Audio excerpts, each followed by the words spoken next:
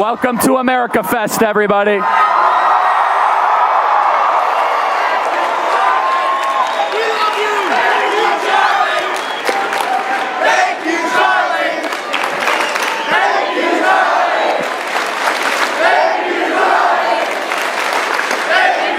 Thank you, everybody. The real thank you is the Turning Point team that worked their tail off this last year. That's who you should be applauding.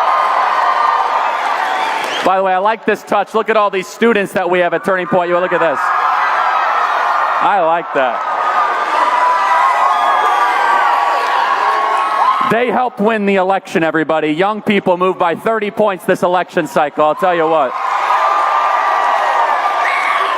The kids are all right. Welcome, everybody. It feels good to win back our country. I'll tell you, this has been a difficult and challenging year in so many different ways. And we have to think back to where we were, as the video said, in January of 2021. January 7th of 2021. They said the MAGA movement was dead. They said that Donald Trump will never have a political future. Joe Biden was coming in and putting people in prison for going into the Capitol Rotunda and praying. Joe Biden was mandating the vaccine, keeping the border completely and totally wide open. We were seeing our country disappear and vanish from us. But here's where you come in. For every single one of you in this audience that never wavered, that always had the president's back, that continued to support him, you guys are the beginning portion of the greatest political comeback in American history.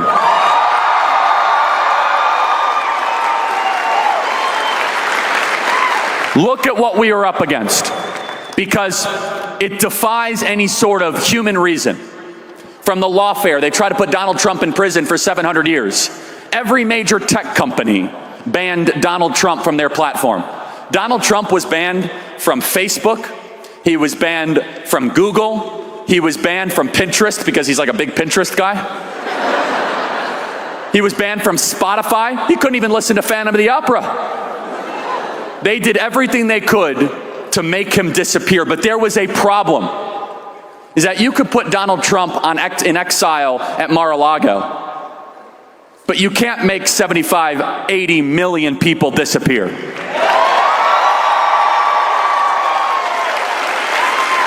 Is that they can make him as if, okay, we're going to try to solve this problem, but what are you going to do with the people of this country?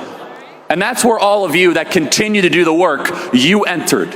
We entered front stage, and it was difficult. We were told that this was never going to happen, that the Democrat Party was immovable. For all of you on campuses that continue to fight for conservative causes, that were graded differently, kicked out of class, that were smeared, that were slandered, it was as if there was no immediate hope. But you guys had faith.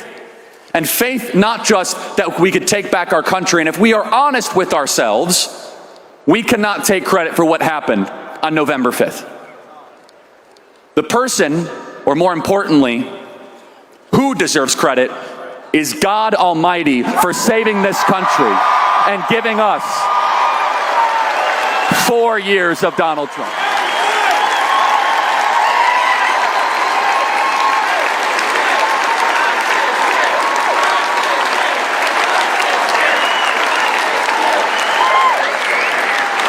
We didn't earn it. We worked out of obedience, but we were inches away from a civil war. And Donald Trump just so happened to turn his head at a specific time to look at a PowerPoint. I mean, I've been to a lot of MAGA rallies. How many MAGA rallies does he do a PowerPoint presentation? And he just happened to turn his head at that specific moment, and that bullet whizzed by and grazed his ear. And by the grace of God that we did not earn and we did not deserve, his life was spared on July 13th in Butler, Pennsylvania. He had every reason to play it safe after that. He had every reason to just kind of take it easy. He had every reason not to continue to campaign, to say that I'm just going to kind of hope for the best. He did more events. He said, I'm going to go do outdoor events. Forget it. We're not going to let the bad guys win. And you could tell who a person is in a moment of crisis. You see, our leaders talk a big game, but anytime they actually feel the pressure, they fold. And we saw who Donald Trump actually is in that moment. When he fell to the floor and he rose, he spoke to all of us at a fundamental level, at a level that we can't even put into words. When he ascended and he said, fight, fight, fight, it was an anthem, it was a clarion call for all of us. That regardless of what you are up against, this is a guy who did not need to be doing this. You know that Donald Trump could have cut a deal. Donald Trump could have cut a deal. The final warning shot was when they raided Mar-a-Lago in August of 2022. That was the warning shot, like, hey, you better not do this thing, run for the presidency. Cut a deal, golf for the rest of your life, or else we're gonna put you in federal prison. And Donald Trump had a choice. Do I do the easy thing or the right thing?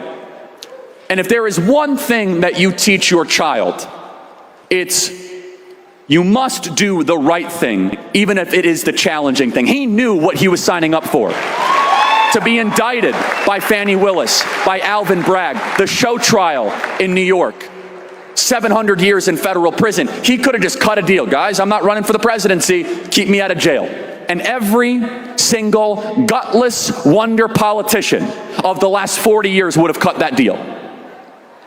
They tried to take his business empire from him.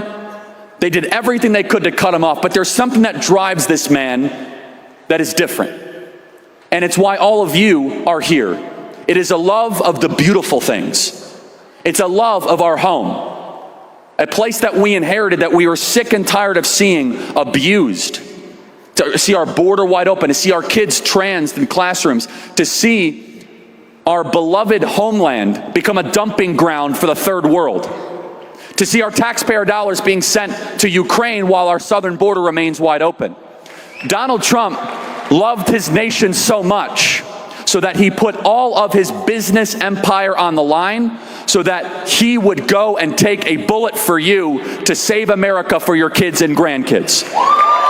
And more than that, I want you to understand the cultural reversal that we all lived through, because it was repeated. Now, I'm going to ask somebody, can somebody throw me your MAGA hat here for a sec? Who wants to? Yeah, there we go. Okay, I got 90 volunteers. Thank you, guys. Look at this. Who remembers back in 2016? If you wore this hat on the streets of New York, it was open hunting season. If you wore this in 2021, they would come after you. And yet I saw something fundamental. It's fundamentally different, and something change. And it goes to show that the good guys can win if we push hard enough. It goes to show that we can turn the symbols where they are trying to ostracize us into symbols of victory. When I went to college campuses this last cycle, we ordered a couple hundred MAGA hats. All of a sudden, all the kids wanted them. We started passing them out. I said, okay, we'll do a couple thousand. I go to the University of Georgia, I'm handing out 5,000 of these things. This MAGA hat that all of you guys own went from a symbol of those people are terrible Nazis to the coolest, most desirable thing that one can wear in American politics. And that didn't happen overnight. Whose MAGA hat is this? There you go. That happened because we refused to accept the names they would call us. And we kept on wearing the hat. We refused, like, oh, okay, you're going to call me a racist. I don't care. What else do you have? I'm going to keep wearing the hat. It became a symbol of strength.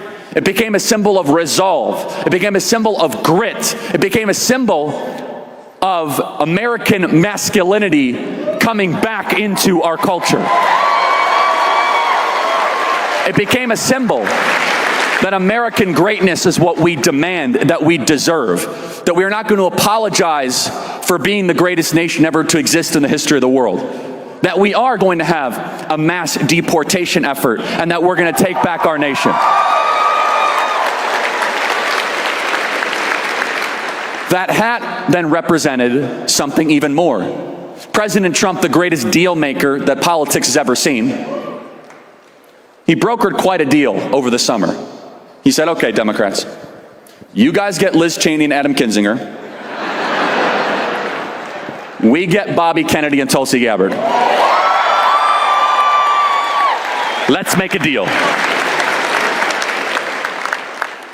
And that hat all of a sudden represented not just common sense, but it represented people of all sorts of different political stripes and backgrounds that were coming together with their sphere of focus and influence. Maybe you are a parents' right advocate. Maybe you are here as a Second Amendment enthusiast. Maybe you are a school board member. Maybe you are a pastor. Maybe you are a Make America Healthy Again advocate. Whatever focus group that you have, as long as we can agree on the big stuff. The country's collapsing, things are amiss, we need to combine forces and defeat the incumbent regime. Welcome aboard. We are going to make America great again.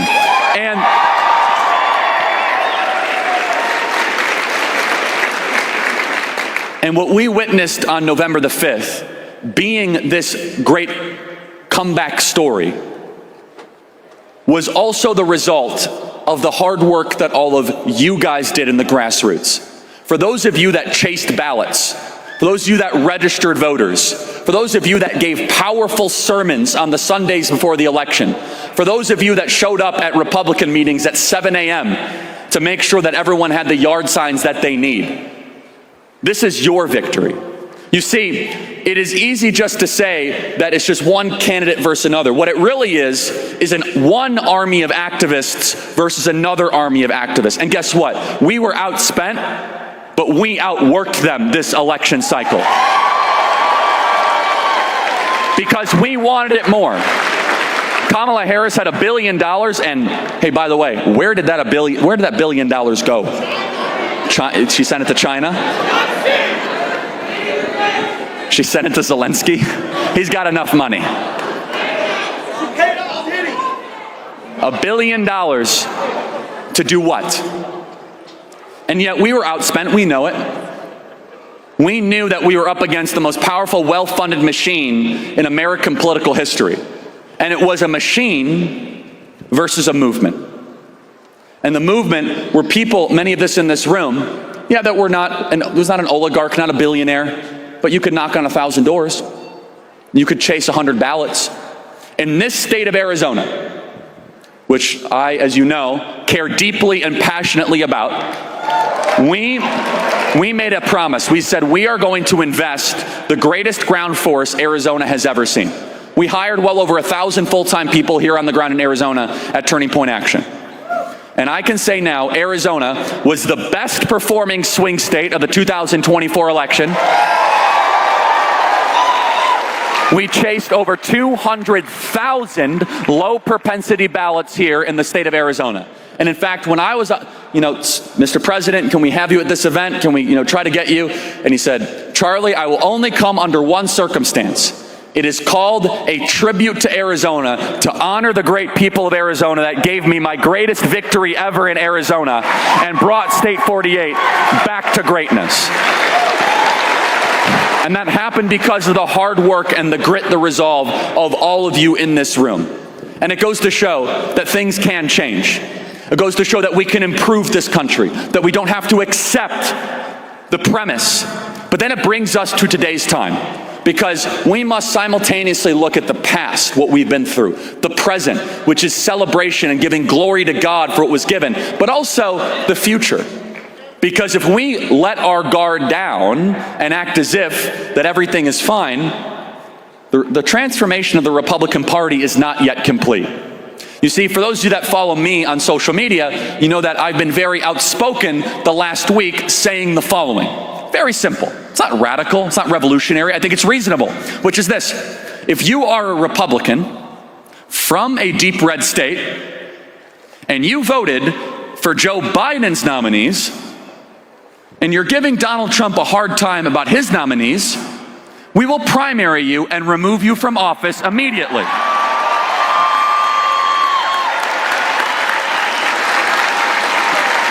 And for all of those red state senators out there, let this be a warning to you that the 20,000 people here at America Fest and the 1 million people here that are watching online and the millions of people that will see these clips, we are not going to take a Republican Party that gets in the way of the will of the people. We want a Republican Party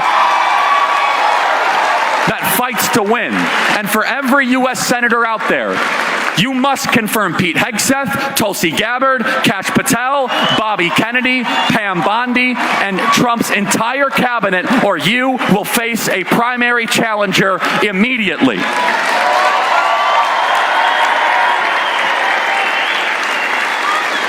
Because we want a Republican Party that is as conservative as its voters. We want a Republican Party that is responsive to all of you. We want a Republican Party that actually listens to what you want, not a Republican Party that goes to D.C. and becomes something completely and totally different. And look at the power that you have. In just the last 24 hours, we did something that we never would have been able to do before. They were trying to do this ridiculous, sick, and twisted and concocted 1,500-page Democrat boondoggle giveaway continuing resolution. Under old circumstances, that thing just would have passed. But there's new voices. And we took to social media. Elon Musk took to social media.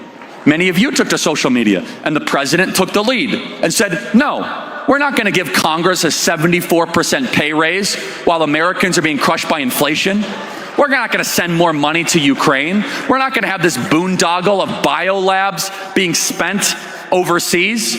We're not going to have immunity for January 6th committee. And what you did, and I want to show the power that you have, is that you, everybody in this room and everyone watching online, you defeated the Washington insiders in hours, everybody. And that CR is dead. It is dead. And you did that. And it is going to be a relentless fight. Now, the new CR that they have went from 1,500 pages to now it's like 4 or 5 pages. And President Trump is going to get what he's asked for, which is a clean slate, a debt ceiling increase, so that we can actually get the biggest, baddest, and best border bill in the history of our country as the first piece of legislation for President Donald Trump. The top priority. But it is only going to improve if we stay engaged in the grassroots. If we continue to knock on doors, take over local precinct committees, to start Turning Point USA high school and college chapters. And I just got to brag on our high school chapters. It said this briefly in the video, everybody, but young men are the most conservative they have been in over 50 years. 50 years. Think about that. Now, a reporter asked me, they said, Charlie, can you try to explain this phenomenon? I said, yeah, it's very simple. Young men want to be part of a political movement that doesn't hate them. In fact, let me go a step further, that thinks they're essential to a future of a country. That we need strong men and strong women. That we're sick and tired of hearing about toxic masculinity when we are drowning in toxic femininity. When we become a feelings-based culture, you can't say that, you can't do that, well, you're going to offend somebody. And who is the most overtly masculine political figure of the last 100 years? No, it's not Tim Walz, stop it, okay? That's not true. Yeah, no. Of course, it's the man who would never apologize for America, that stands proudly for our tradition and our history, that doesn't care about what sensibilities he offends, that calls Justin Trudeau governor, the guy that just said... And in many ways, this was an election that was more about culture than it was about politics.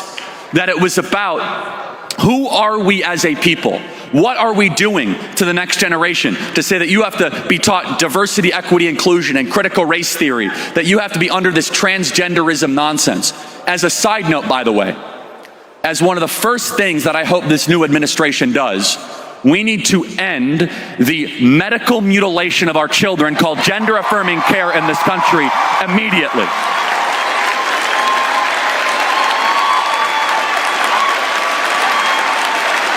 And also say, no men in women's sports ever.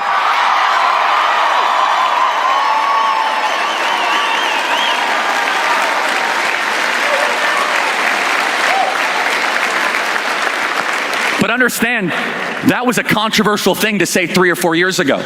It took a little bit of a I don't care energy, a little bit of a masculine chip on the shoulder to say, no, actually, you're not going to have some dude in my locker room change with my daughter. And I'm not going to allow that to happen. You see, they wanted us to be quiet and afraid and silent and subservient. They wanted us to cower into our corner. But the conservative movement has changed fundamentally. I hope you guys understand this. And we can't lose it. We must lean into it. We call the shots, not the media, not the oligarchs, not Washington, D.C. And our asks are so simple. The media likes to say, oh, there's radical, they're revolutionaries. Hold on. Here's our ask. We want a border.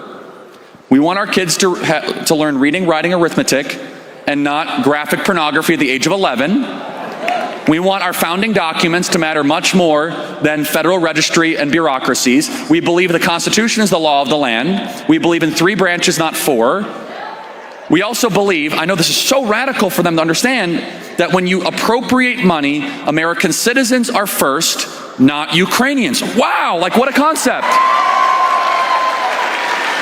And you add all of that together, they are the radicals, and they have been the radicals for quite some time. And the final point I'll make is this, is the remarkable power and potency of the truth tellers in this room. You see, we have grown up in a time where we say, the media is the worst, the media is this, and in fact, President Trump said that at his first ever MAGA rally. Do you know where his first ever MAGA rally was? In this building. This building was the first ever MAGA rally. Did you know that? And the only feedback I have for President Trump is he says the media is this, the media is that. Guys, we are the media now, not them. Their power is fading and waning. No one reads their stuff. Their subscriptions are going down.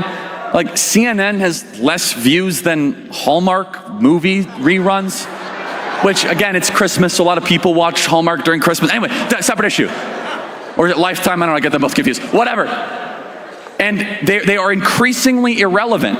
And what is relevant is the democratization and the decentralization. And I said it when it happened. When Elon Musk bought Twitter, I believe it was the most important singular purchase since the Louisiana Purchase for this country. I truly believe that. And look at the cause set in motion that happened since Elon Musk bought Twitter. It gave us the ability to speak our mind. Think about all the things that would have just happened without our ability to challenge it. We were able to call out the BS on the southern border. We were able to talk about the transing of our kids. We were able to talk about what they're actually teaching in our schools. We were able to actually talk about like, hey, Kamala Harris can't speak in sentences. Let's watch this clip. It's just simple, basic things. And we joke around. I do not think that we would have been able to expose the American people to how Joe Biden was brain damaged if it wasn't for Twitter or X, because the media wasn't doing their job. By the way, the media should all immediately lose their government-issued licenses day one for the malpractice they did for covering for Joe Biden's senility. We are in the driver's seat. And that comes with a lot of obligation. We are the cultural force. We are ascendant. The bad guys are scattered, confused and afraid, and they will be back. And the posture should not be one that, oh, we won and that we're the greatest and that we're indestructible. No, it's the opposite. It should be one of humility, that we are actually in charge. And we didn't earn it, but we have an obligation to deliver. That we have an opportunity that we may never happen again. It is a once in many lifetimes opportunity to fill the government with change makers. I believe the 4 years of exile is the ultimate Romans 12:2 verse. That God will use all things for good for those who love him. When we got displaced from power in 2020, how many of you guys said, boy, 2020, this is the worst thing that happened. We lost our country. We were trying to see what was the takeaway here. It felt as if it was so unjust, which it was, and it was so much lying and so much manipulation. But God knew what he was doing. What he was doing is he was putting our movement in a temporary state of exile where we could become stronger, we could become better, where we could separate the frauds from the real people. We could see who people really were. Where we could expand our ranks. We had to desire it more when our back was against the wall. If we would have won in 2020, the second term, I don't know if it would have been that great. It would have just kind of been a little bit of COVID. Okay, that's fine. And the second term is almost never as good as the first. And now we almost get 2 first terms. And the second one, we have a team that is ready to change the world and bring America back to greatness. I will close with this. Soak in this conference, everybody. This is the first major Turning Point conference where we can just celebrate what has been done. But also, we got to keep our eyes on these students. They're going to go nuts these next couple days. I'll tell you. But also, go start a Turning Point USA college chapter. Go start a Turning Point USA high school chapter. Go start a Turning Point USA 5C school. Go find out how your church can get involved. Sign up and become an activist. America Fest is the starting point for us to take America to greater heights in 2025. Remember how lost we felt a year ago. Remember how directionalist we felt.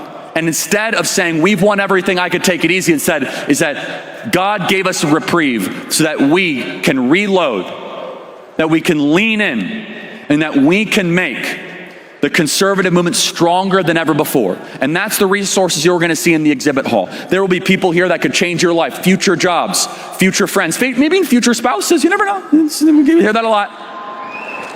But have that posture of activism and action. We have a slate of speakers that is the greatest in the entire country. I mean, it's just unbelievable what we have here. It's going to be 4 days of energy and enthusiasm, and you guys help make it possible. This is the greatest country ever to exist in the history of the world, and I can say, wow, there was a debate. Is God done with this country? And now I can say confidently, no, God is not done with America, and our best days are ahead. God bless you guys. Thank you so much. Yes, we know the cornerstone is Christ alone.